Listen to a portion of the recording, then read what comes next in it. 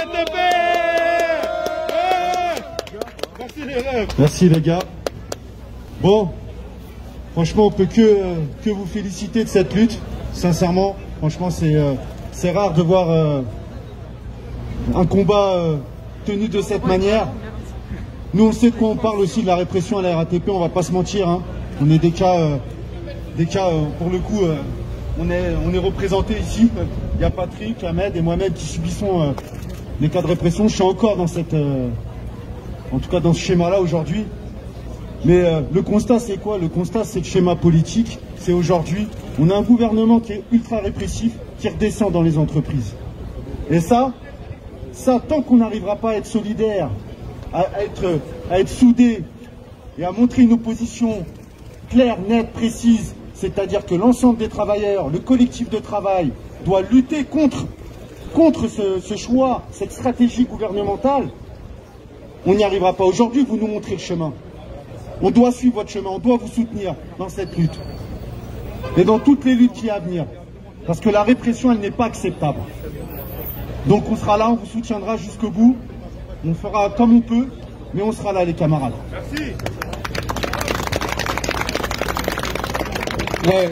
Moi déjà, comme je dis, hein, moi les potes qui sont là, leur grève qu'ils font, je peux que respecter. Hein. Bien sûr qu'aujourd'hui on voit que leur patron, comme je dis toujours un mot qui est bon à dire à tout le monde, c'est quand même des patrons voyous, c'est eux qui devraient venir en tôle parce que ces potes-là ils se battent. Ils se battent pourquoi? Sur la sécurité, pour avoir une sécurité pour le service public et pour des rails. Et on voit quoi, qu'est-ce qu'ils réclament? C'est même pas être riche, c'est leur prime, une petite prime de rien du tout. Et on voit des patrons qui touchent des millions et ils en ont rien à foutre. Et je crois qu'aujourd'hui ils décident de les convoquer en disciplinaire pour leur mettre de la pression. Bien sûr que mon pote Alex aujourd'hui qui est là, on a fait des grèves sur la retraite de 2 mois. J'ai pris 2 mois de mise à pied. Aujourd'hui, mon pote Alex, vous là je pars directement à la direction de la RATP. Elle veut pas le lâcher. Ou l'inspection du travail a décidé de suspendre ce licenciement et la direction ne veut pas lâcher ça. Pourquoi? Parce qu'elle a bien compris que quand on voit des militants déterminés, cette jeunesse sur le terrain, déterminée, solidaire, mais la RATP, elle en veut pas. Elle veut des syndicalistes de moutons, elle veut des syndicalistes de canards. Mais nous, qu'est-ce qu'on dit? On sera jamais des canards et on baissera pas la tête. Parce que c'est pas parce qu'on ira en disciplinaire, c'est pas parce que tu vas nous condamner qu'on lâchera.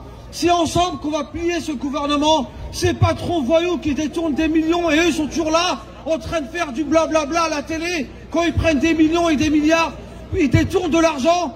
Ces gros pervers qui sont, et eux, on les a pas jamais touchés. Et nous, on nous condamne parce qu'on fait des grèves et on défend nos retraites. Et là, ils sont pas contents de voir cette jeunesse du bas, des blancs, bleurs, blacks qui se défendent pour nos retraites et pour tout le monde. Et nous, on leur lance un gros message. Ensemble, on sera plus forts. Les patrons, on tôle. Et nous, on sera sur le terrain pour nous défendre et nos intérêts. Merci les potes et bravo à vous.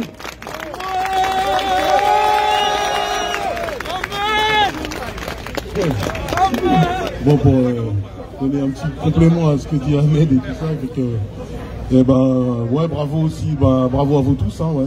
Effectivement, c'est beau de voir toujours des travailleurs qui se mobilisent, surtout dans cette période qui est un peu creuse, en lutte convergente. Donc c'est bien, on sait que c'est ça qui est le plus dur. C'est un travail de fourmi qu'on fait au quotidien, les uns et les autres.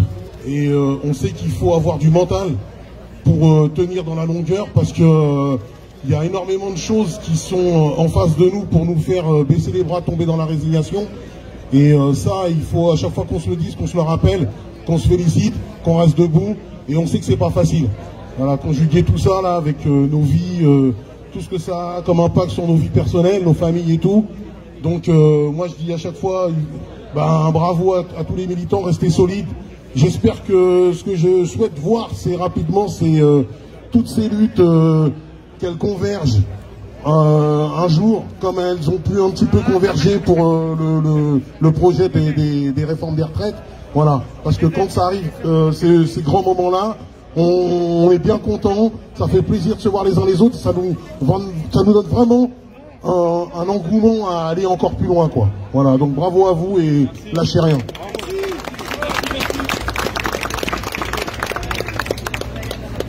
Merci. Merci beaucoup. Ah, tu veux... Moi, les gars, je tiens à vous remercier les travailleurs en lutte. Tant qu'il y a de la lutte, il y a de l'espoir. C'est notre force. Les patrons, les 440 et tous ces merdeux, c'est sur la sueur de notre front qui se mettent des millions. On n'a pas besoin d'eux, c'est eux qui ont besoin de nous. C'est nous, en arrêtant l'outil de production, quel que soit l'endroit, qu'on soit la SNCF, qu'on soit la Poste, qu'on soit la RATP, qu'on soit EDF, on doit nous rassembler, on doit converger et prendre vraiment conscience du pouvoir qu'on doit dans ce pays. On doit s'organiser tous les jours et se battre contre eux, l'un après l'autre. Ils attaquent un camarade de la SNCF, ils auront un mec de la RATP devant eux. Ils attaquent un camarade de Total, ils auront un mec de la SNCF avec eux. On doit converger, on doit combattre ensemble, parce qu'on a très bien compris avec le Covid, ils nous veulent la peau, on leur fera la peau. On va s'organiser, on a appris à réfléchir et à lire entre les lignes. Merci.